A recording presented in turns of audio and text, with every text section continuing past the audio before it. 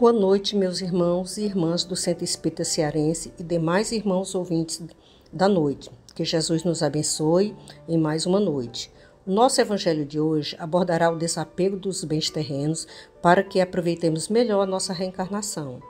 Torres Pastorino, em Sabedoria do Evangelho, nos diz que é mister destacar-se de todos os bens materiais, de todas as posses, para que não sejam por elas possuídos. O ser deve ser capaz de dar tudo e passar o resto da existência a mendigar seu sustento, ainda que isso não lhe seja exigido. No entanto, deve ser capaz de fazê-lo sem sofrimento moral. Portanto, desapego total. Essas são as regras para todas as épocas e regiões do globo, sem exceção. Como vemos, encontramos no ensino crístico a orientação completa e integral. A única necessidade é saber interpretar suas palavras de sabedoria e não apenas fixar-se na letra fria e morta. Que Jesus nos encoraje para todo sempre a seguir-lhe os nobres ensinamentos da renúncia e do amor fraternal ao próximo. Que assim seja.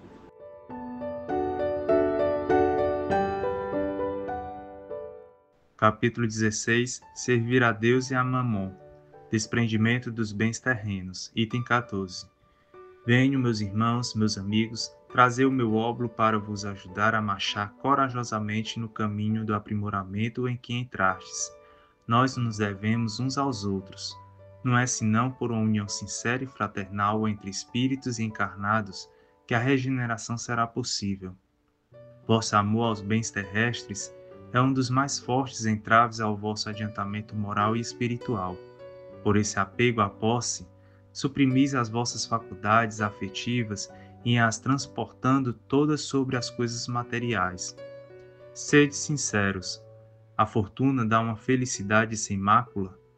Quando vossos cofres estão cheios, não há sempre um vazio no coração? No fundo desse cesto de flores, não há sempre um réptil escondido? Compreendo que o homem que, por um trabalho assíduo e honrado, ganhou a fortuna, experimente uma satisfação, de resto bem justa, mas dessa satisfação, muito natural, e que Deus aprova, há um apego que absorve todos os outros sentimentos e paralisa os impulsos do coração. Há distância, tanta distância quanto da avareza sórdida à prodigalidade exagerada. Dois vícios entre os quais colocou Deus a caridade, santa e salutar virtude, que ensina ao rico a dar sem ostentação, para que o pobre receba sem baixeza. Que a fortuna venha de vossa família, ou que a ganhastes pelo vosso trabalho. Há uma coisa que não deveis jamais esquecer, é que tudo vem de Deus e retorna a Deus. Nada vos pertence sobre a terra, nem mesmo o vosso pobre corpo. A morte dele vos despoja, como a de todos os bens materiais. Sois depositários e não proprietários. Disso não vos enganeis. Deus vos emprestou, deveis restituir, e ele vos empresta com a condição de que o supérfluo pelo menos reverta para aqueles que não tenham necessário. Lacordaire, 1863.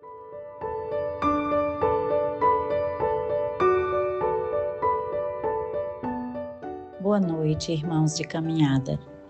Vamos comentar um pouquinho sobre o evangelho de hoje, que Lacordaire já fez esse comentário, né? Ele já está falando sobre o desprendimento dos bens, o desapego à riqueza, àquilo que a gente considera como sendo importante, né?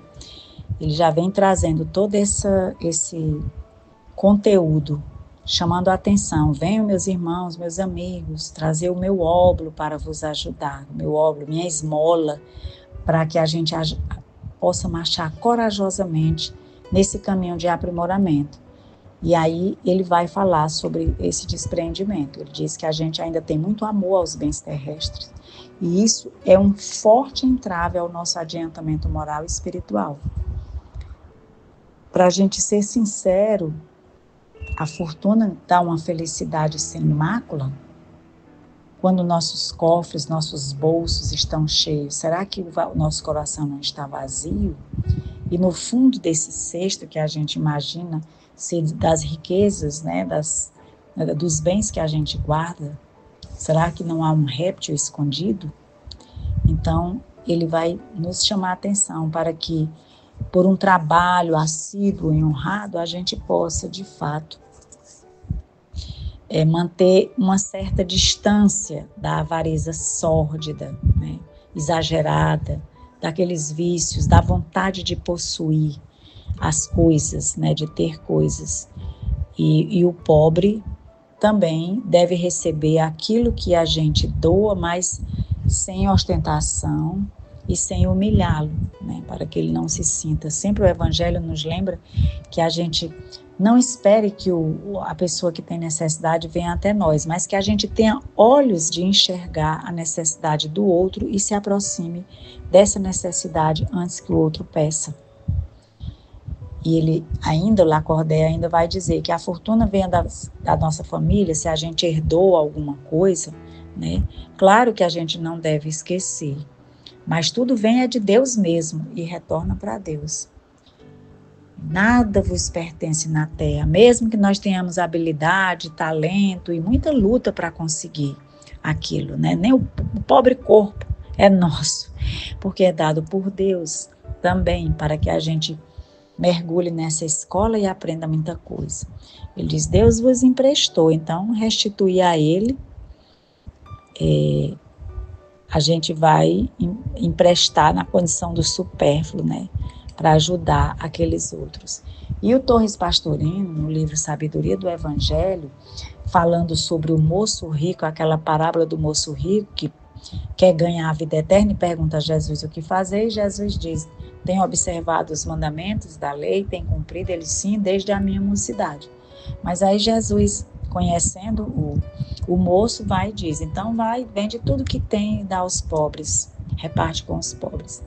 E aí o Pastorino vai dizer que esse episódio do moço rico, ele nos ensina a luta que se trava dentro de nós mesmos quando nós somos chamados pelo Cristo interno, né, à maior perfeição. O Cristo que está dentro de nós, que é a lei da consciência também que está dentro de nós, nós somos chamados. Então temos pena de atender, porque os benefícios materiais e o conforto que desfrutamos vão nos acenar para os prazeres maiores, mais imediatos. Ele diz que esse atendimento, a voz silenciosa nos forçaria a largá-los, a nossa voz interior mesmo.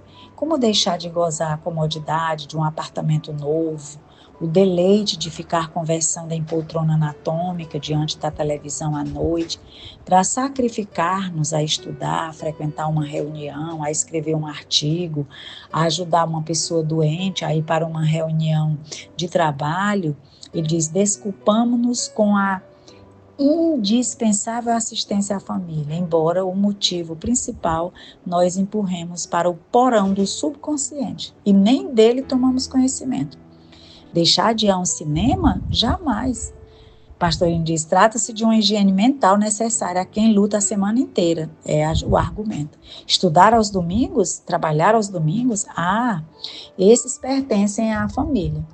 Aqui eu preciso ficar com a minha família. Ele diz, e o chamado do Cristo para que nos dediquemos mais e mais? Vai ficando postergado e respondido? Vem então a solução sábia, que a gente inventa para se desculpar integralmente. Ele diz, pessoalmente eu não posso, mas arranjo meios e dinheiro e vantagem e faço a minha parte.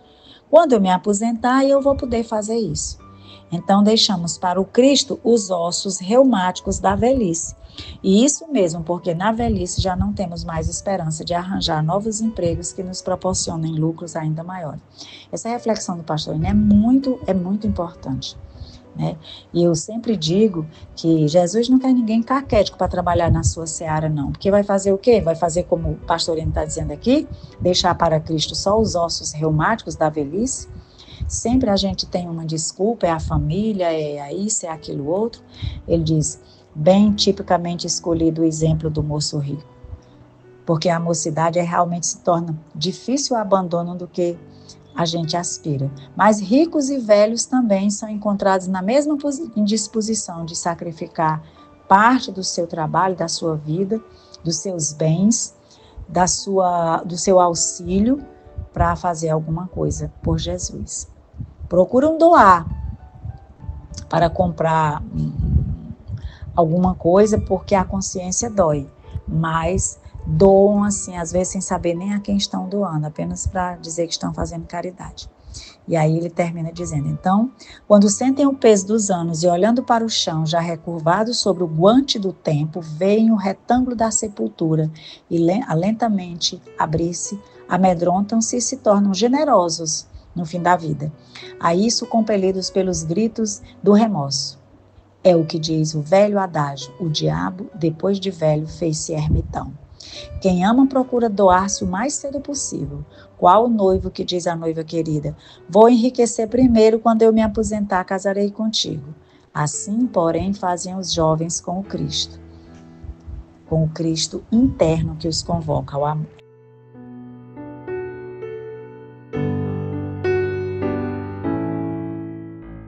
E com um coração cheio de amor, nós te damos graças, ó Pai, por mais esse Evangelho bendito, que adentra os nossos lares, que acalma as nossas angústias, que nos dá a solução para as nossas aflições, que serena os nossos pensamentos, que nos dirige pelos melhores caminhos, a fim de que nós não perquemos a nossa fé. Colocando, Senhor, toda a nossa prática, as nossas ações no caminhar do bem, nos teus ensinamentos, pois tu, Senhor, és o nosso espelho, o nosso modelo, é o nosso guia e a nossa inspiração. Por isso, Senhor, estamos sempre gratos junto a Ti, junto à luz da doutrina que nos esclarece, que nos dá o direcionamento para vivermos cada vez melhor, buscando nossas transformações morais, buscando o nosso aprendizado diário no exercício da fé e do bem. Pedimos, Mestre, fluidifica nossas águas, as águas que iremos tomar agora, após essa prece, as águas do nosso corpo, as águas que banham o nosso orbe, que nela contenham todos os fluidos necessários para a nossa cura espiritual, para a nossa cura física, para a nossa cura mental, para que possamos nos renovar e em energia e em pessoa. E para que possamos, Senhor, testemunhar sempre a Tua presença entre nós. Te agradecemos, Senhor, hoje e por todo sempre. Que assim seja.